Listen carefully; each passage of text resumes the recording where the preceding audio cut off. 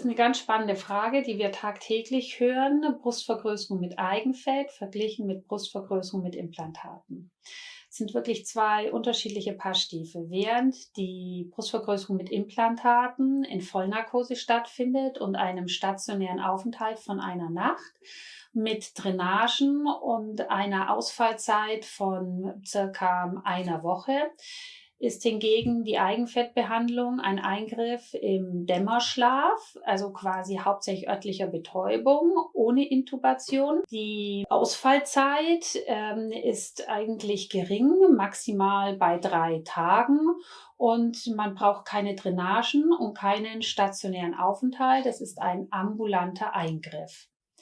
Die Frage nach der Größe ist natürlich schon, spielt eine richtige Rolle. Mit Eigenfett kann ich in einer Sitzung nie und nimmer die Größe erreichen und die so objektivierbar ist wie mit Implantaten. Wenn eine Patientin zum Beispiel von A auf C-Körbchen kommen möchte, dann muss ich hier definitiv erstmal zu einem Implantat raten, weil ich in einer Sitzung sofort die gewünschte Größe erreiche. Limitierend für das Eigenfett ist ebenso noch, dass wenn kein Fett am Körper da ist, kann ich auch nicht Fett verwenden. Also für Eigenfetttransfer und Behandlung der Brust mit Eigenfett benötigen wir wirklich eine Körperregion, wo auch Fett vorhanden ist zum Transfer.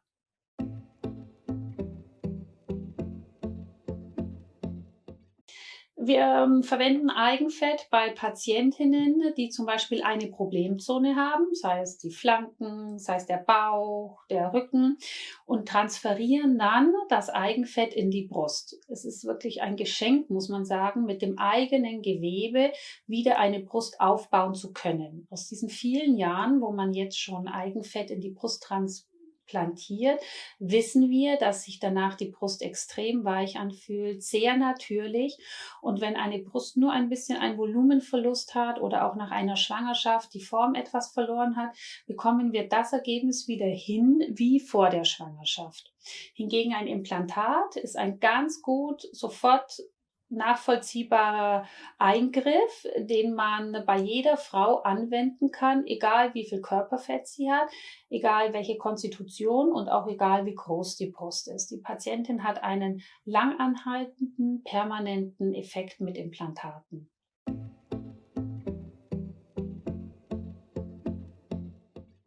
Der Vorteil einer Brustvergrößerung mit Eigenfett versus Implantaten ist, dass das Eigenfett sehr, sehr, sehr natürlich ist. Also die Patienten können ein Shaping der Brust erreichen und keiner wird merken, dass die Brust operiert ist. Weder wenn einer die Brust anfasst, sondern auch wenn man sie optisch sieht.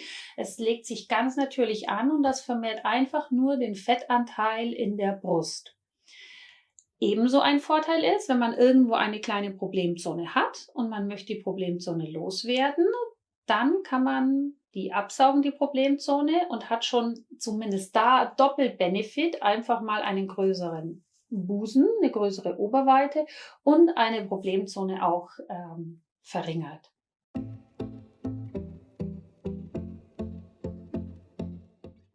Die Nachteile der Brustvergrößerung mit Eigenfett, würde ich sagen, sind, dass wir nicht ganz so große Brüste generieren können in 2, 3 Sitzungen, wie jetzt zum Beispiel mit Implantaten. Ein Implantat hat ein vorgegebenes Volumen und wenn eine Frau viel busen möchte, rate ich definitiv zum Implantat.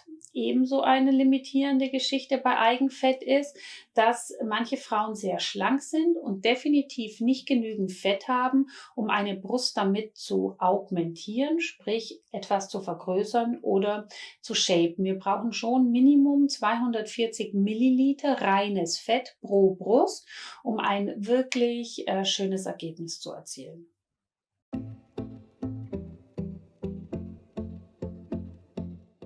Die Komplikationen und Nebenwirkungen für eine Brustvergrößerung mit Implantaten sind richtig weitreichend. Das ist ein großer Eingriff, der mit Nachblutung einhergehen kann, der mit Kapselfibrosen einhergehen kann, Infektionen, Narkose, Nebenwirkungen, Nachblutungen. Die Komplikationsrate ist vielfältig. Bei Komplikationen, die ernsthaft sind im Eigenfettbereich, sprechen wir meistens so, dass man Zysten haben könnte danach. Also es können sich so Fettzysten entwickeln, die dann auch der Radiologe sich anschaut und die als gutartig befindet. Manchmal sind die auch tastbar und das kann Patienten stören. Das Fett kann sich auch nach einem Eingriff entzünden. Dann müsste man auch Antibiose einnehmen und manchmal auch wieder das ganze Fett, was sich dann verflüssigt, rausholen.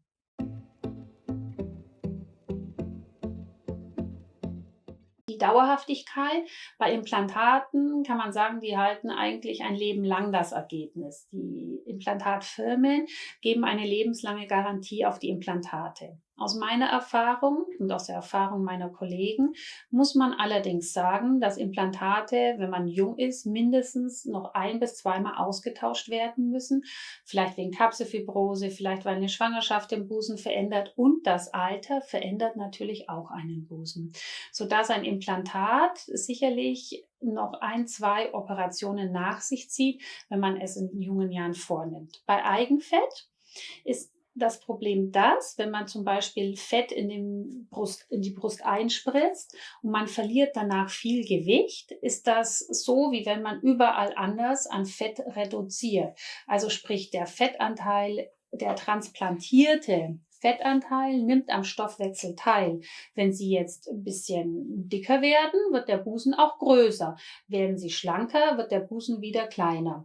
Und diese Information wird mittransplantiert. Also sprich, wenn das Fett vom Bauch kommt und Sie neigen dazu, am Bauch eher zu- und abzunehmen, sehr schnell, dann wird das auch an Ihrem Busen so sein. Wird man eher sagen, nee, der Bauch nimmt bei mir nicht so am Stoffwechsel teil, wird das auch mit dem Fett so sein.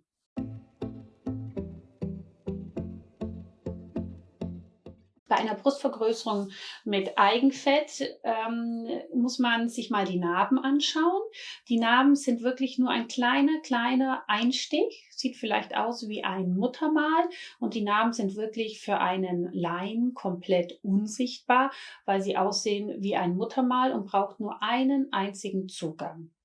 Der Nachteil allerdings bei dem Eigenfett, muss man immer sagen, der größte Nachteil oder auch die größte Komplikation ist, dass nicht 100% des Eigenfetts angeht. Wir haben zwar keine Narbe, aber es gehen meistens nur 50 bis 70% der Fettzellen an, sodass dieses ganz große Wow-Ergebnis direkt nach der OP, nach circa 3 Wochen schon eher anders ist, also dass es schon wieder mehr natürlich ist. Jedoch das, was nach 3 Monaten noch da ist an Eigenfett, das bleibt für immer, wenn man nicht große Gewichtsschwankungen hat.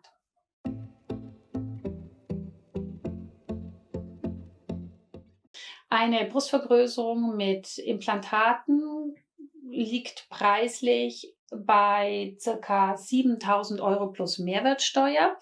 Kommt sehr auf die Implantate an, die man verwendet. Wir haben jetzt auch ganz neue Implantate, die Be-Light-Implantate, die deutlich leichter sind, aber auch deutlich teuer, sodass man sagen kann, ab 7.000 € plus Mehrwertsteuer. Einen Eigenfetttransfer für die Brustvergrößerung kommt dem gleich, liegt auch bei circa 7.000 € plus Mehrwertsteuer, sodass vom Preis her kein großer Unterschied besteht.